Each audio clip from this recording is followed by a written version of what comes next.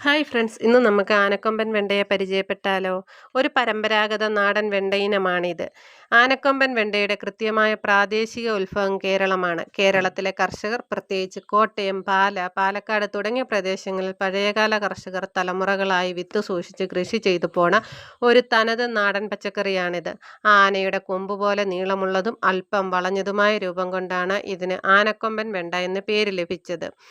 സാധാരണ വെണ്ടയേക്കാൾ വളരെയധികം നീളത്തിൽ, അതായത് 8 മുതൽ 12 ഇഞ്ച് വരെ ഇവ വളരുന്നു. വലിപ്പം വെച്ചാൽ ഇവ പെട്ടെന്ന് മൂത്തു പോകാതെ ഇളം പ്രായത്തിൽ തന്നെ ഏറെക്കാലം മൃദുവായിരിക്കും. ഈ വെണ്ടച്ചെടികൾ 6 മുതൽ 8 വരെ അടി ഉയരത്തിൽ വളരും.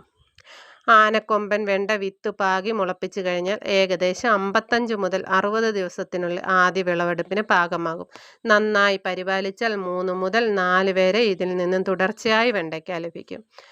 വർഷത്തിൽ എപ്പോൾ വേണമെങ്കിലും വെണ്ട കൃഷി ചെയ്യാമെങ്കിലും മാർച്ച്, ഏപ്രിൽ വേനൽക്കാലം, ജൂൺ, ജൂലൈ മഴക്കാലം, ഒക്ടോബർ, നവംബർ എന്നിവ ഏറ്റവും അനുയോജ്യമായ സമയമാണ്. വിത്ത് കുതിർക്കൽ: വിത്തുകൾ നടുന്നതിന് മുമ്പ് അരമണിക്കൂർ വെള്ളത്തിലോ അല്ലെങ്കിൽ 20% വീര്യമുള്ള സ്യൂഡോമോണാസ് ലായനിയിലോ മുക്കിവയ്ക്കുന്നത് വേഗത്തിൽ മുളയ്ക്കാനും രോഗപ്രതിരോധ ശേഷി കൂട്ടാനും സഹായിക്കുന്നു. വിത്ത് പാകി 4-5 ദിവസത്തിനുള്ളിൽ ഇവ മുളച്ചു വരും. 4-5 ഇലകൾ വരുന്നതിന് ശേഷം ഇവ തടത്തിലേക്ക് മാറ്റി നടാം. നല്ലപോലെ സൂര്യപ്രകാശം ലഭിക്കുന്ന സ്ഥലം തിരഞ്ഞെടുക്കുക. മണ്ണ് നന്നായി കിളച്ചൊരുക്കി കുമ്മായം ചേർത്ത് ആസിഡിറ്റി കുറയ്ക്കുക. അതിനുശേഷം ഉണക്കിപ്പൊടിച്ച ചാണകം, വേപ്പിൻ പിണ്ണാക്ക്, എല്ലുപൊടി, കമ്പോസ്റ്റ് എന്നിവ അടിവളമായി നൽകി തടമെടുക്കുക.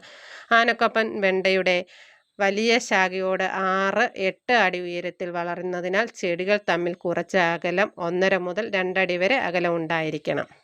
മഴക്കാലത്ത് തടങ്ങൾ അല്പം ഉയർത്തിയും വേനൽക്കാലത്ത് തടങ്ങൾ താഴ്ത്തിയും വേണം നടാൻ. അപ്പോൾ ഇന്നത്തെ നമ്മുടെ കൊച്ചു വീഡിയോ ഇത്രയേ ഉള്ളൂ. എല്ലാവർക്കും ഇഷ്ടപ്പെട്ടാൽ ലൈക്ക് ചെയ്യുക, സബ്സ്ക്രൈബ് ചെയ്യുക. ബൈ.